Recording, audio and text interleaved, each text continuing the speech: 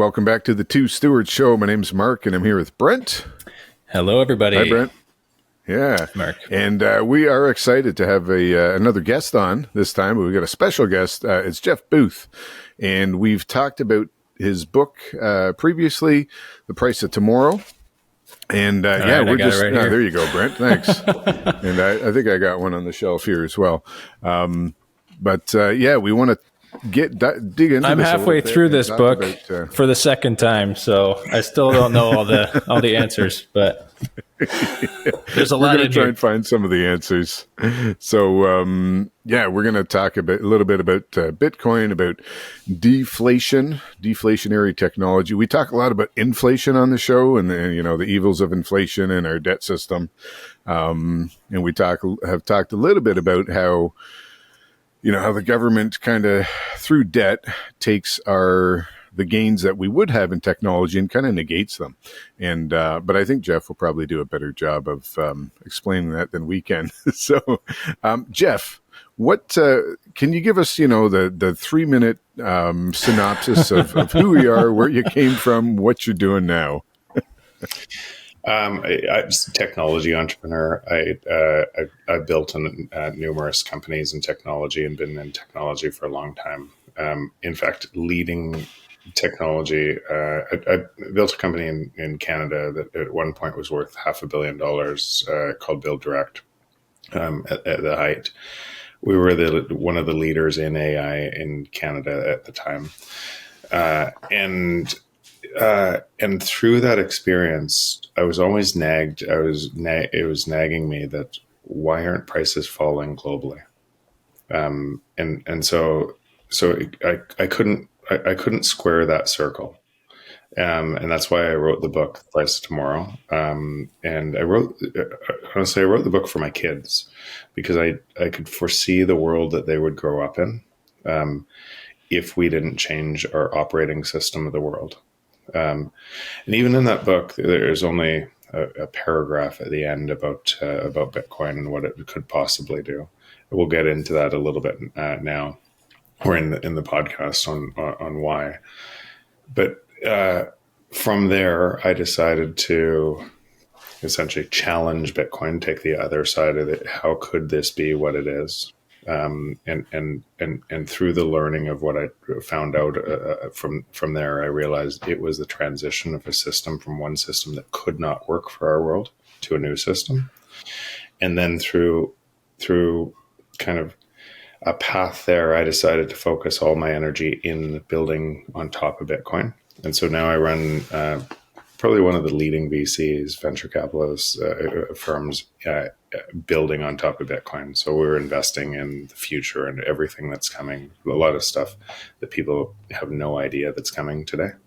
Jeff, what? So you just made the comment, like you went through this tech journey and you're like, why aren't prices falling? Yep. Why did you ask that question? Is that because you saw technology develop? Like you're watching before your eyes the companies you're in, seeing development happen, and you're like, well, prices should fall.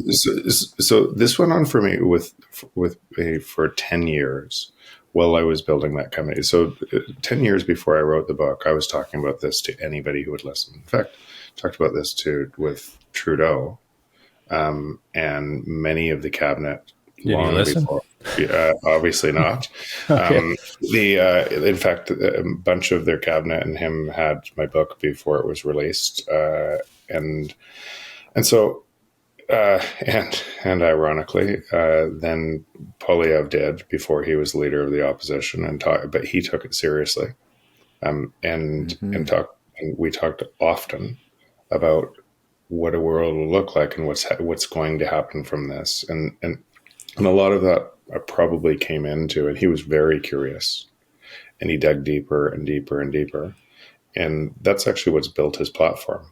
That he became the leader of the opposition because he took what I was talking about very seriously, and thought.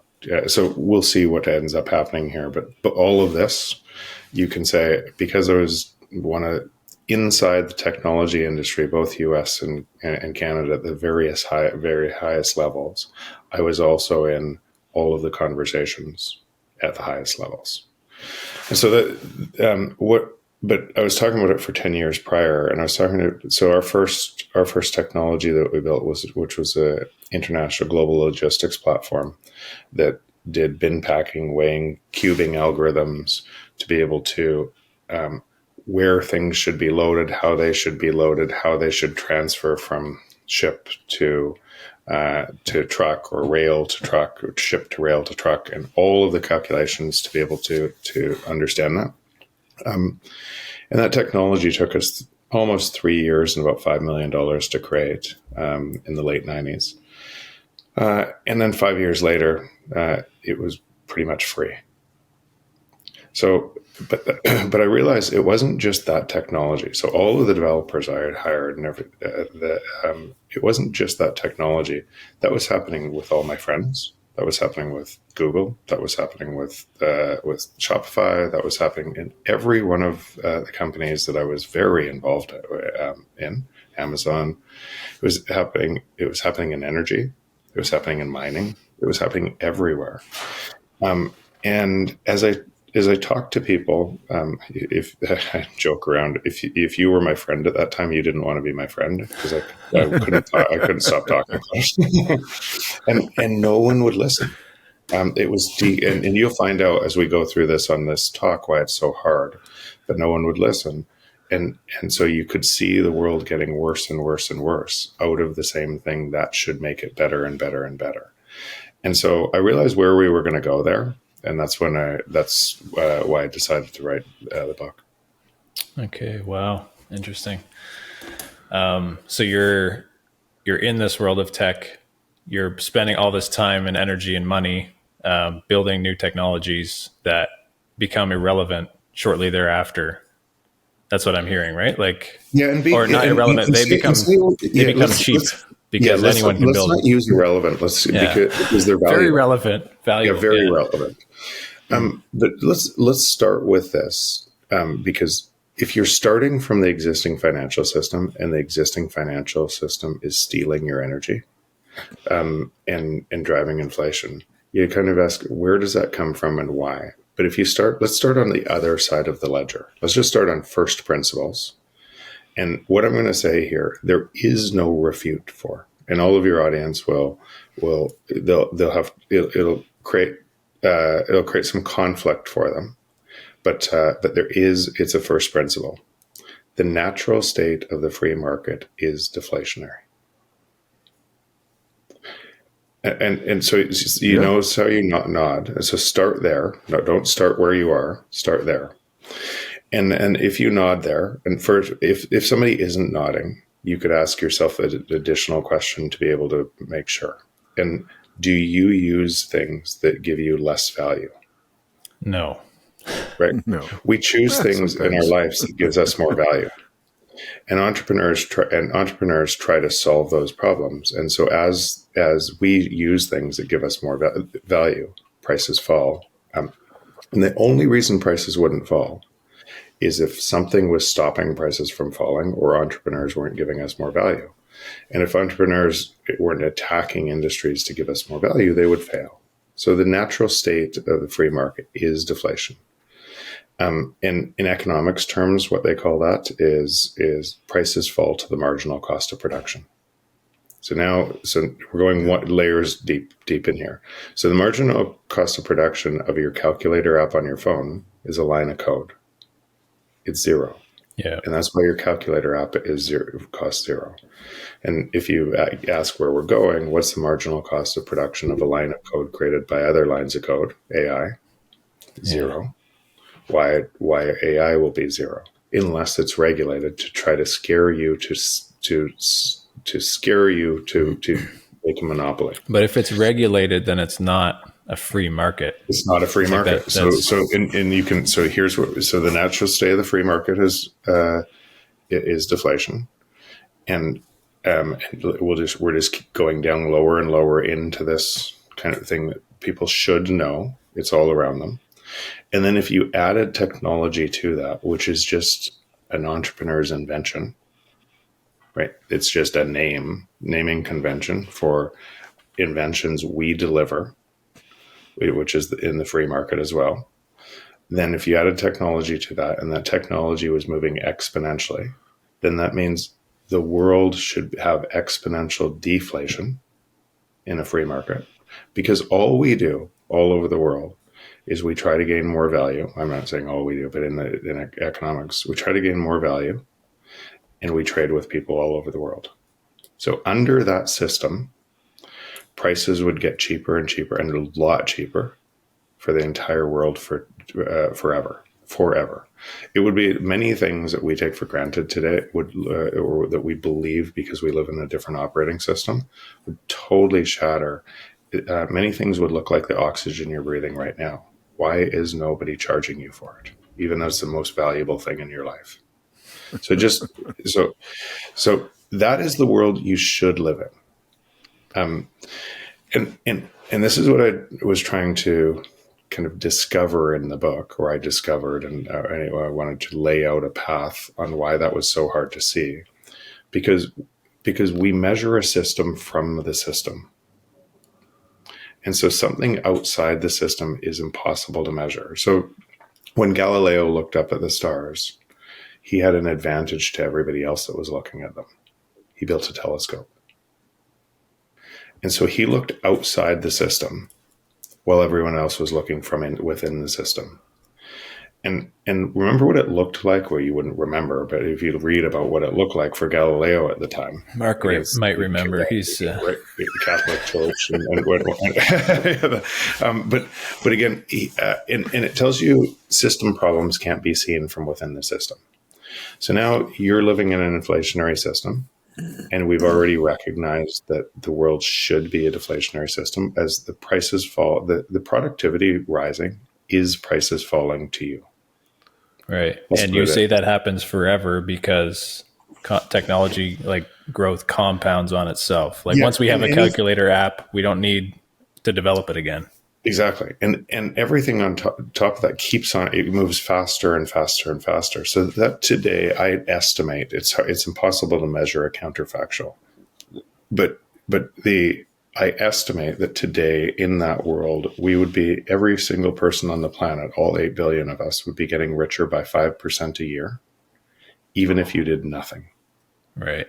So the implied rate of deflation in the market from where we are in the technology cycle is 5%. Now, that means the next year it would be faster. It might be 7%. And the next year it might be 10%. And it would get increasingly abundant for every person on the planet. That's what it would look like. I know what I'm saying right now is so difficult to see, but it ladders from the first principles that I just said. And if that was right, when I wrote the book, there should be a smoking gun on the other side of the ledger that we're living in, to show exactly what I just said, but capturing that value. Right? It has to steal that productivity and transfer it and create monopolies and create centralization and create bigger government and it becomes a control system. It is not the free market, right? It has to get worse and worse. Mm-hmm. So what did I find? So and Brent, now you're reading it the second time, but I described the total debt in the world at the time was 250 trillion, which is a shocking number. In total debt, but more shocking, as technology moved faster, the last 20 years from 1999 to 2019, it produced 185 trillion of the 250 trillion of debt. So it was growing way faster now, and it was exponentially growing, the same as you would expect, capturing the exponential deflation that should happen. And so that debt at the time in 2019, that $185 trillion produced $46 trillion of GDP gain. So almost $4 of debt for every $1 of growth, which is insane enough. But if I was right, then you would expect that to grow faster after 2019, right? Yeah. And so what's happened? And everything that I predicted in that book is it's like a playbook for what's happening in the world. And so today the total debt is 400 trillion. And that's without unfunded liabilities. That's without the pensions that can't be paid back. And that's without, but because people think it's solvent. So if you paid back $400 trillion, it would take you 12,873,000 years to pay back at $1 a second. And so I know when it blows your brain, right? And then people hear what I'm saying right now, and they go straight back to pricing everything inside that debt that is already insolvent. And they spend all of their time inside that insolvent system. And then they vote for this person or this person, which also has to live on top of a system that is really stealing from you, and it's stealing more and more and more from you. And they get more and more mad, and they give it more energy, and it gets stronger and stronger with their energy. And so that lays out what I came to, and then I realized Bitcoin was the resolution to that problem. It was a path to create a parallel system that emerged out of that. What were you thinking before Bitcoin? Because it sounds like you kind of had this realization. Did you stumble across Bitcoin when it first came out and you're like, aha, or were you thinking, man, there's got to be another solution here? No. If I did, so no, I didn't. Is your last name Nakamoto or something? Yeah. Well, here's the thing. No, absolutely not. Here's a bunch of my developers who were crazy smart developers. Yeah, they brought this to me in 2010, 2011, and said I needed to do it, and I ignored them. So everybody has a Bitcoin story that they wish they did, and then again in 2015, and I ignored it, or I was more interested, but I ignored them. And then in 2017, I toyed with it, but I wasn't. But it wasn't until I was writing the book that I really started to go deep on Bitcoin and say, could this be something that was a parallel path that actually could stop the madness and provide a more abundant future for all people on this planet? Wow. And that's your thesis now. Yeah. Yeah. It's so hard to wrap your brain, like to like you said, to step outside of the system. You know, I heard a sort of a panel talk with a bunch of businessmen the other day. You know, they're successful and talking about how to grow business. And, their basic thesis was like, you always have to have growth so that you can provide opportunities in wage growth for your employees and, personal growth and all that stuff. And they've done well at that. And I'm thinking, I guess, if you assume that an inflationary system is the way to go. So then I was thinking, okay, you have to grow in order to beat inflation and provide for your employees and provide value. But what would companies look like if we didn't have that? Because then would you need to go to scale as well, like the Amazons and all these massive companies? Would there be an incentive to have economies of scale to increase your profit? There absolutely is. It's just growth today in growth today. The way that people are talking about growth from within the system is a paradox. Faster growth today means faster deflation. That's what it means. So the output of an entrepreneur's job is to create more value. Mm-hmm. Right? And if they don't create more value, they die. And so every entrepreneur competing against every other entrepreneur in the world, the output of that is to create more value. That is faster deflation. So you can still have all of these companies growing really fast, but the difference is it's in service to you rather than cannibalizing you. Right. That's the difference. The output, if you stop that output, what it means is that the biggest tech companies, the biggest companies on the planet, and then the governments extract that wealth from you at an ever increasing scale. That's what I was seeing. And that's why in my book, I thought I was going to be a pariah when I wrote that book, because I was going up against a thesis of all my friends in technology because they couldn't see it. They were in this and they thought they were providing value. And they were providing value, but they were unfairly incented to be able to steal the value of everybody else, and they didn't know it. And this carries on around the world. We could go as deep as you want on this, but it's really, like, depending on your audience, it's so hard to grasp. What I realized later on is, in the Western world, we've been doing this forever against Africa and South America and other areas because of the monetary system. They have to devalue their currencies over and over and over so that we can get their cobalt, say in the Democratic Republic of Congo, for $2.50 a day. And so if we couldn't, our batteries wouldn't work. It would be economically unfeasible for the cars if that cost the real market price. So because they need US dollars, then they keep on, the IMF goes in and revalues their currency every 2.5, 4 years and keep their labor down. So we literally have monetary slavery in large parts of the world. And then we wonder why it is that those people would get on a boat to come to essentially the countries that are stealing from them. And that's all from an economic system that must keep on growing like it is by manipulating money. Yeah. So you have like these two forces, right? You have the technology keeps advancing, you say exponentially, and in a free market that should flow to people, everyone around the world. And why that's not happening is because you have the other side, which is like the monetary system, the debt that also has to keep growing. Maybe just touch on that. Why does it have to keep growing? And so a debt-based system or a credit-based system, when people say, I'll start. So credit-based system, if you allow deflation from it, collapses because the credit or the debt gets more expensive, right? And a simple thing is people get tune out in economics. A simple thing is, where is the money to pay for the debt from the calculator app? Right.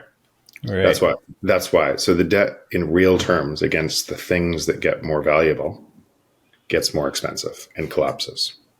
But when you live and measure every single thing from a system that is that debt-based system, then actually the rise of the debt is caused by the deflation moving faster.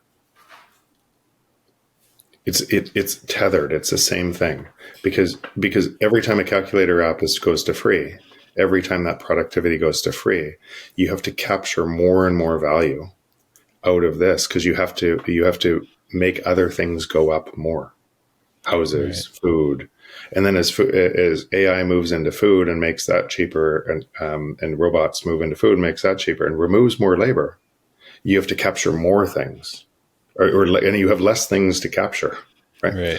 And it's getting and so people are wondering what's happening because they're measuring from the system that's stealing all of their time. And it's getting worse and worse. I never thought about you have less things to capture side of it. Like, why would you pay for a calculator app? Like, you would never pay for that. And then what ends up happening to housing is that some things that you guys do, right? So what does housing turn into? Housing no longer is a utility where 60 years ago you'd lived in it with your family and friends and on the block. Housing turns into a protection from the stealing of your money from the bank. Yeah. And so more people use it as a store of value, because it somewhat protects your value from being stolen through inflation. It doesn't completely protect it. And then what happens, and what we just saw in Canada just the other day, is then the same thing that they're creating, then they tax more, and that store of value goes away. So the whole thing is driven from a system that must steal all of your energy and time, and it must get exponentially worse. And all of the people talking and living through that system are making it stronger. If you're making investments inside that system, you're making that system stronger. So everybody is, except for who? Well, I'm not. Yeah. Right. Okay. So then let's get to that part of it, because how do you get out of the system? You're pretty well divested from, I think, most, I don't know if you would call it fiat enabled tech. Like, I think everything that you're... I think let's first, before we do that, because Bitcoin's so new relative and so different, it would be really easy for your audience, and I think a lot of people who are at zero knowledge of Bitcoin or one knowledge of Bitcoin to not understand the magnitude of this protocol and what it means. Right? It's not understand looking through the telescope and seeing something different. So, because they're measuring it from the system, and they're measuring it from all of the people in the system that are extracting their value, talking about something that gives it back. Right. So we have to understand, we have to empathize with everybody still stuck in the system. You two might still be kind of level 2, level 3, still doing most of your energy in the system. Yeah. And so you have to empathize with people as they kind of take their path. Here was my path. So as I wrote the book, at the end of writing the book, I probably had a 5% probability that Bitcoin would fail, even though I'd done a lot of work on it. That I thought that at some point governments would capture it. Something would happen to be able to break it. So all of the normal things you would hear and way more. I took the same thing that I wrote in my book. I took the same first principles approach to try to kill Bitcoin. So I took the opposite side and said, there's no way that if this is a once in a lifetime, if this is a once in a human history event, that deserves a massive amount of scrutiny on that, on that. And so when people were saying it early on, I didn't want to believe it because it sounded too outrageous. So same as many people would be today. So I took the other side of that. I took the other side of that argument, and I went, how would you kill it? And came at it with everything and more, because you realize how big the system, how big are most people living in it would try to kill it, all of the things that would happen next. And what I realized is it wasn't Bitcoin would fail. It was my probability was wrong. So I just keep on decreasing my probability of failure till it got to almost zero. Like I mean, 0.000001 of failure. And why? And that, as I did that, and it's ironic though, even at 5%, I only put a tiny bit into Bitcoin. And think about this. I knew 100% the existing system would fail. Yeah. 5% probability, I thought Bitcoin would fail. And I only moved a little bit. It's insane. You might need to examine you by first principles. But why I say these things is every single person I know and every single person in Bitcoin or around goes through this, and then once they understand something, they don't think everybody else goes through it, and everybody goes through the same journey to be able to understand it. So it's just normal. And why would that look like that? If this is truly a decentralized and secure, and it's the first time in history we ever had something that could be decentralized and secure. We always used Magna Carta, Constitution, Bill of Rights to protect us kind of with laws and create institutions that could protect us. But money was superordinate to the institution or the law. So when money was broken, laws were changed to consolidate power for the people who had the money. What do you mean, just briefly, by money's above the law? Well, if money wasn't above the law, then in the areas with most broken money, you would have the best laws protecting people. And that's not what you see. Well, look around the world. The mirror reflects, right? So you know for sure, and the Constitution for a long time created in the U.S. A strong legal framework to be able to, and rights of citizens, which created the free market, which created the empire of the US. Right? The free market, because free market's more productive.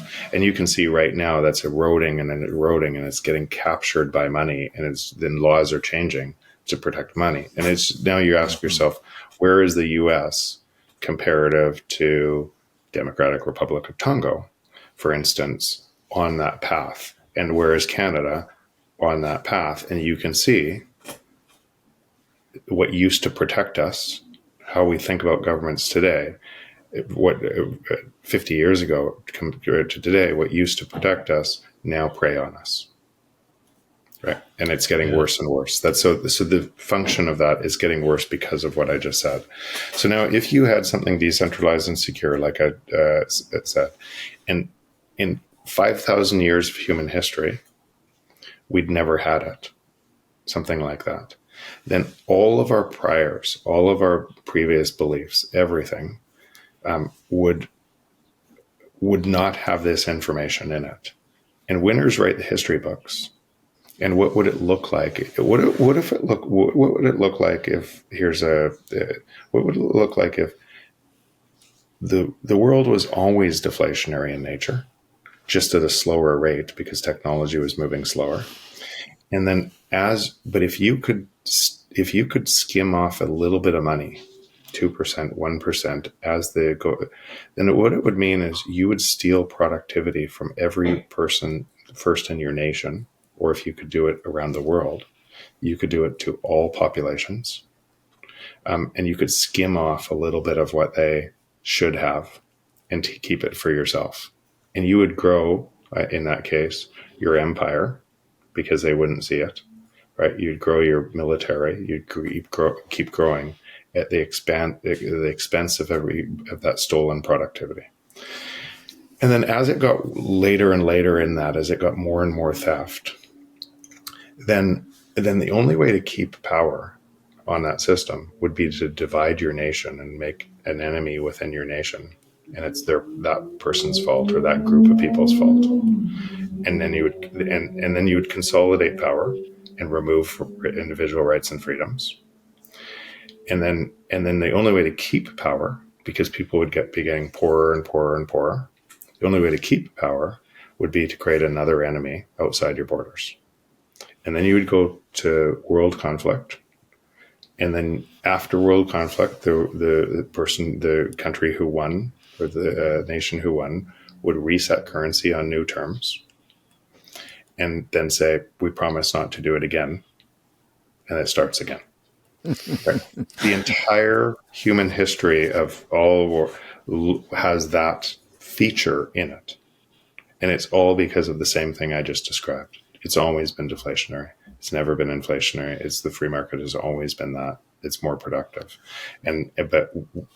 But also as a derivative of that point, you could say a really simple axiom. If you could steal the productivity of the world or number of people by changing money, you would. Not you might, you would. But you would promise not to. Human beings cheat if they can. And so we see our entire human history through that lens, and we've never seen something like Bitcoin. So something like Bitcoin, you have to investigate on a totally different, you have to realize that a whole bunch of your biases are going to try to come on top of Bitcoin, which operates, it doesn't care about your bias. It doesn't care about if a government prints more money. It doesn't care about if a government tries to tax you more. It doesn't care. It's just an honest ledger. And my best way of saying what Bitcoin is to me, or for a framework for people to use, is it's a permissionless, open, decentralized, and secure protocol, both bounded by energy and creating energy abundance by its very nature. So what does that mean?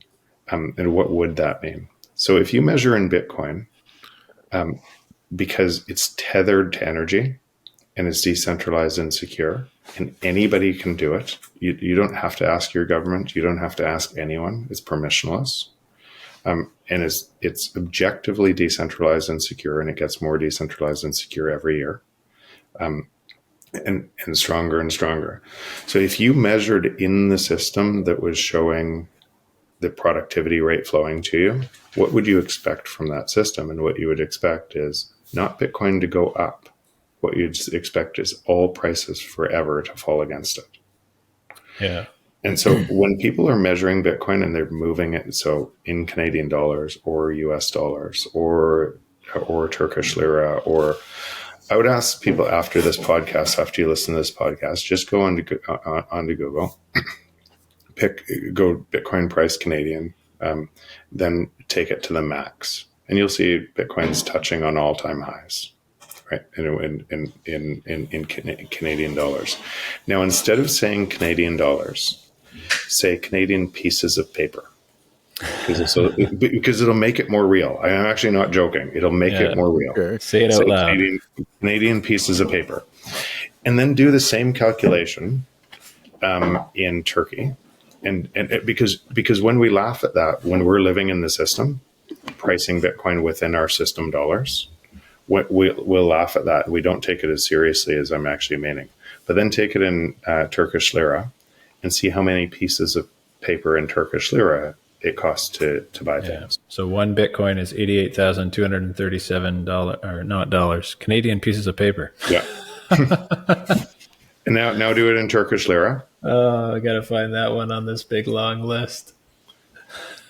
Okay, but we'll do, or then do it in Argentina, and you'll see in Argentina it's 55 million pieces of paper. Oh, Turkish lira is 2,093,998 pieces of turkey paper. Turkey paper, and then in Argentina it's 55 billion pieces of paper.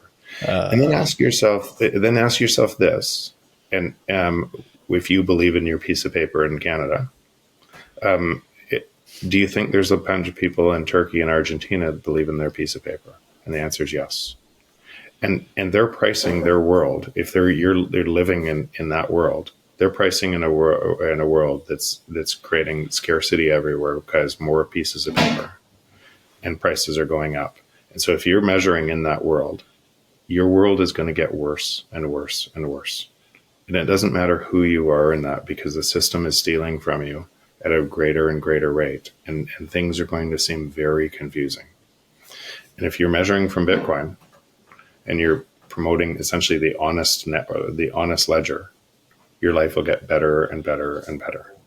And it's really as we transition through this, it's going to be a staggering change. But if Bitcoin stays decentralized and secure, and my assumption is it will. Not it might, it will. But if it stays decentralized and secure, it will reprice everything over a long time horizon. Yeah. And what the implied value of that right now is every Bitcoin. Now, please don't do this because I don't price it in fiat. But the implied value of Bitcoin today, just divide 900 trillion of total wealth by 21 million.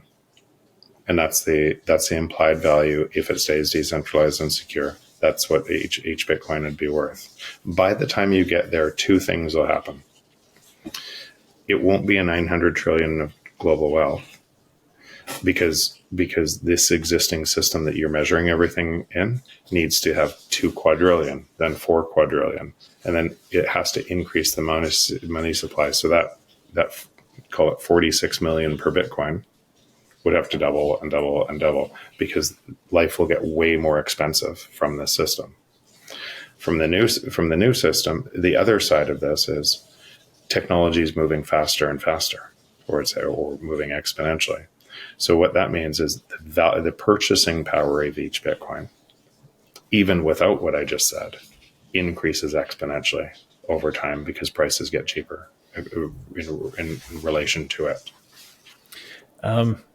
So you've had some chats with George Gammon, and this just popped in my head because I'm thinking about how formidable the existing system is. Like, how resilient is the existing system? And I think, like, you read The Sovereign Individual, and that's a book maybe we should do on this podcast, but basically saying, technology will undercut the existing system. How resilient is the existing monetary system? Like, it's backed by a military. Like, can Bitcoin undercut it? And you're just saying it's inevitable, it's going to happen? Or because there's a lot of people who don't think that. Let's go through this in layers, right? And there might be many questions from this, but let's go through this in layers. First, what is it you're saying when you're not advocating for the honest system because you're scared of the existing system controlling you because of the military? Right? It's saying, I'm going to live in a cage. Yeah. Right? On purpose, by choice. On purpose, by choice, because of my fear. So if that's your reason, then, and that it's screaming at you with a megaphone, look at me. Please do your work to understand why you count in moving your energy over to the honest system. If your reason for staying is because you want to live in a cage, then maybe live in a cage. But now you'll see how important this is, because you've already gotten to the point. If that's your reason, the government's going to stop me, that is a terrible reason, right? Because it's telling you that government no longer serves you. It enslaves you. Yeah. It is a terrible reason. So let's now, but you're still fearful. And now let's go to first principles on this new system. When I said if it stays decentralized and secure, the only thing that could change that is if we decide, because there's the mining that protects it all over the world. Then there's the nodes that protect it. I run a node. Thousands of my friends run nodes. And my node audits every 10 minutes. Audits the rules, the consensus rules that I agreed to. I'm not going to vote against my self-interests. And there's tens of thousands more nodes popping up all the time, all distributed all around the world. And there's no head to cut off. And then every single person that starts to realize, as I might be level 10, you might be level 2. As you go down this path and you realize what we're actually fighting for, why this is so critical for the thriving of humanity, for your kids, for where the world's going, you will also run a node. You will also move more time and energy into this, and you'll start building the parallel system that gets us out of the madness. I can see this I've now been in this for long enough to watch this. Friends, I've watched George Gammon, as an example, come from completely against Bitcoin to, I just talked to him the other day, to now very pro and trying to understand it more. And that's just a journey as everybody starts to go through this path to be able to, and they join their voices to something, and they join their energy, and they join and the technology entrepreneurs are building the second and third layers, which I'm funding, that is producing essentially a new peer-to-peer internet tethered to energy that's unstoppable. Why is it unstoppable? Because we're unstoppable. Yeah. So it's just a matter of time, basically, as more adoption happens and more people realize. And think through this conversation. If we don't know, if 99% of people don't know this, and you're one of those 99%, then what will this look like as it reprices everything and it reinforces why all prices will fall to zero against it? Or if you're measuring from the system, why we are so early in this, because it's a really small minority of the 8 billion of us that understand how this frees the 8 billion of us, and it puts that in service to 8 billion of us. So maybe I'll jump. Okay, so one. Go ahead, Mark. Okay, no, just one maybe objection or something. You said if you could, as a human, if you could steal other people's productivity, you would. I agree with that. I'm pretty cynical on the nature of man. what's to stop someone like a BlackRock, or other people who have immense fiat resources right now, from just building out, a couple million nodes and taking over mining companies, for example, Bitcoin miners, to change the consensus.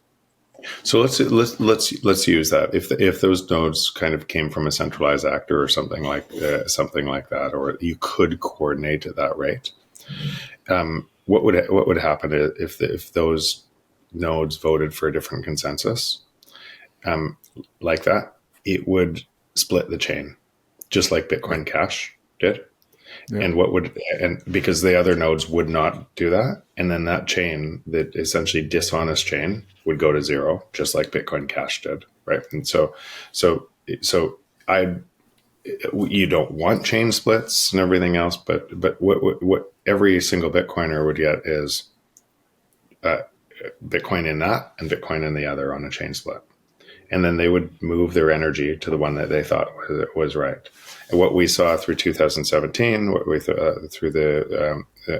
we saw this game being played to try to control the network. Exactly this game to try to control the network, and big blocks, because big blocks would give more power to the nodes to be able to enforce the consensus mechanism.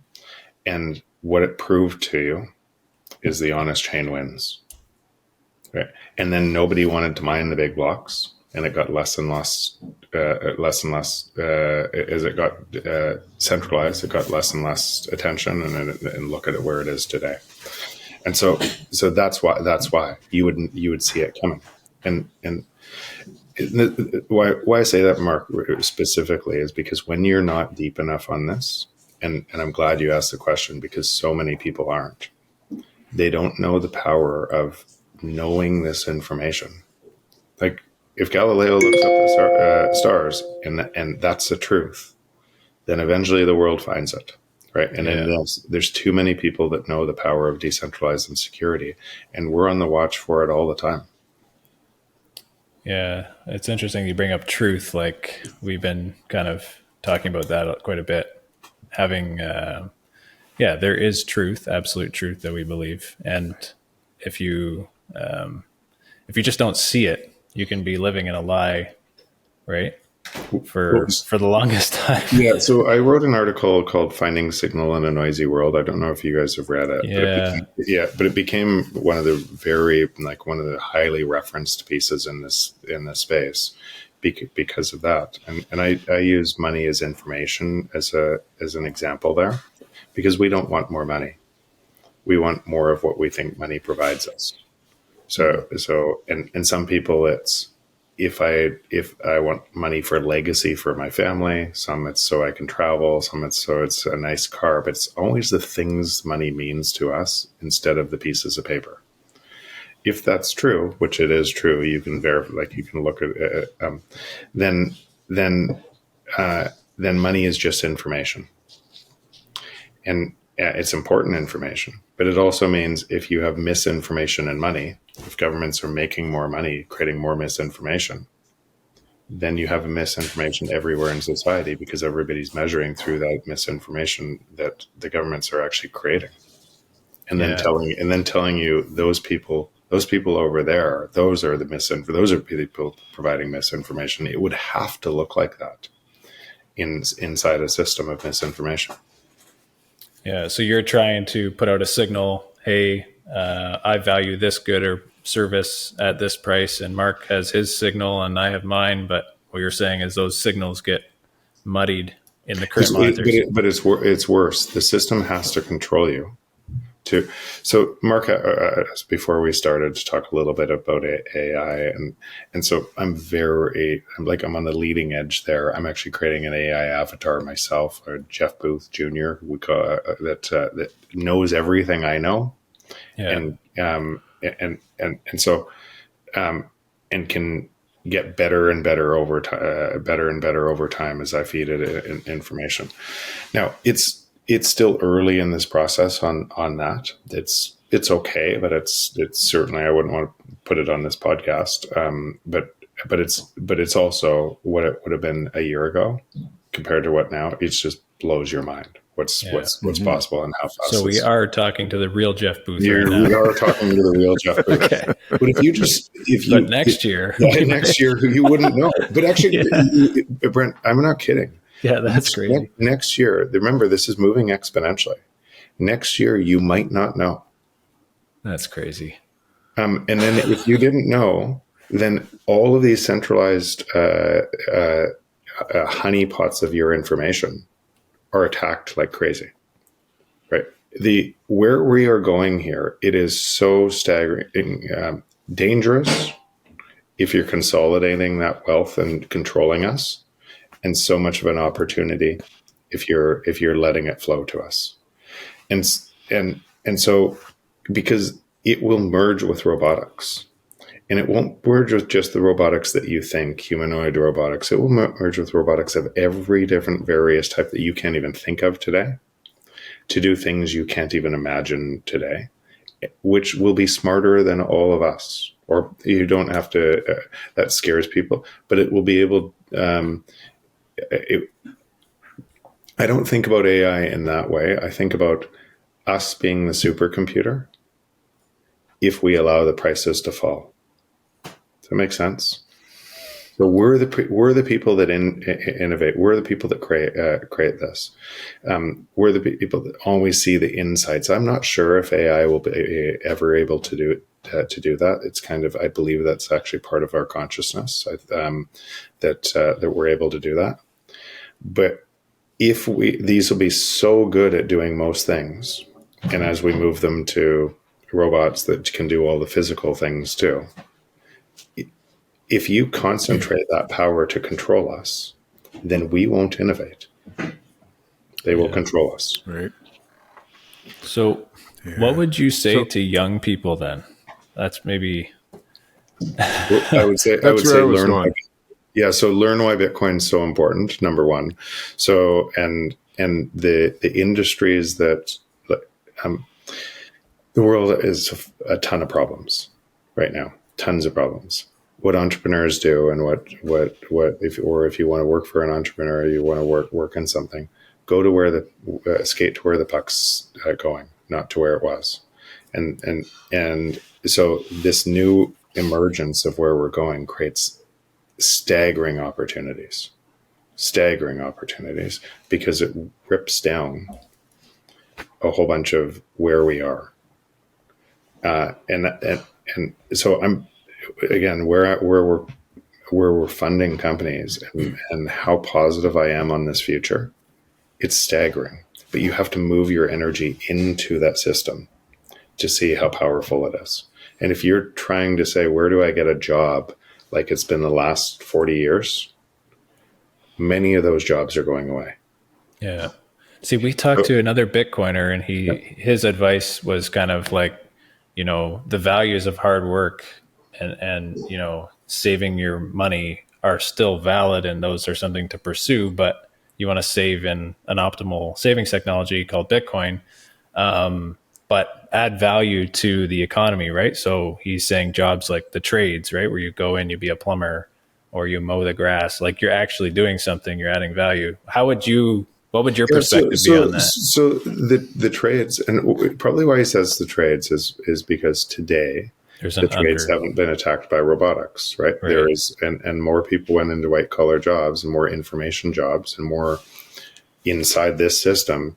I can be a social media influencer and make hot money for a while, right? Because Google needs me to drive Google, right? Yeah. And eventually all of that goes away. But it's been, and then those people get fame and fortune, and I want to copy the fame and fortune. People are racing to where there isn't a lot of value, negligible value. So the trades still haven't been decimated by what will come with robotics and AI. It's inevitable, and it might be 10 years from now, it might be 5 years from now, but this is going to be an increasing part of this. I would rather be in robotics. I would rather be in AI. I would rather be in Bitcoin and one of those. I would, and then there's a whole bunch of stuff. If you asked I was early in the internet. If you asked early in the internet, same protocol stack, somebody to think about what the iPhone would look like.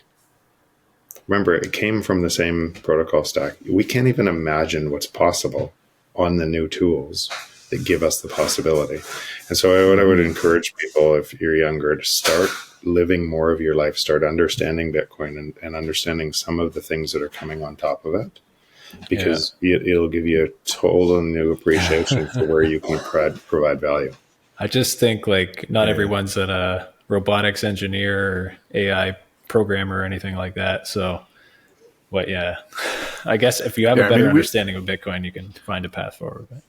We both have young kids, so that's on our minds anyways, right? Just trying to provide like broad learning opportunities and habits for the kids. Curiosity, Mark, curiosity and accountability, right? Okay. So that's the broad. Constantly be curious. Keep asking why, and then accountability. When you say you're going to do something, do it. If you're wrong, take accountability, learn from the mistake, and move on. Those two things together on just about anything will provide a solid path. Yeah. Well, I think my kids got the why. Probably. We should work on the accountability. I need to do that too. But Jeff, we want to honor your time. I know you got to get going. We really appreciate this, and I have a million more questions for you, but we'll wait for your avatar. Do you have any? We'll do it again. We'll do it again sometime, Mark. Brent, for sure, for sure. Do you have any parting words of wisdom, or where can people find you if they want to learn more about this kind of thing? Go on to jeffbooth.ca, and anything in social media I'm on, make sure that it's the actually right one. Check out the book. Thanks, Brent. Price of Tomorrow. Yeah. And then because jeffbooth.ca, there's just too many scams out there. There's too many people claiming to be me. I'm only on social media. If I go on a social media platform, it will be on that site. If it's not on that site, it's not me. Okay. Yeah. Okay. Fair enough. Well, again, thank you so much, Jeff. We got a lot out of this, I think. I hope our viewers did as well. And like I said, probably raise more questions for us to think. And for us too. Why, and be accountable. So I think that's pretty good advice for everyone. So awesome. Yeah. Thanks, Jeff. So thanks for listening, folks. Absolutely. And until next time, steward your wealth wisely. Thanks for listening to this episode of the Two Stewards Show. If you like my voice better, click subscribe. And if you like my voice better, click share. If you like both, give us a 5-star rating. To interact with the show, feel free to reach out at hello@twostewards.ca. We'll see you in the next episode. In the meantime, steward your wealth wisely.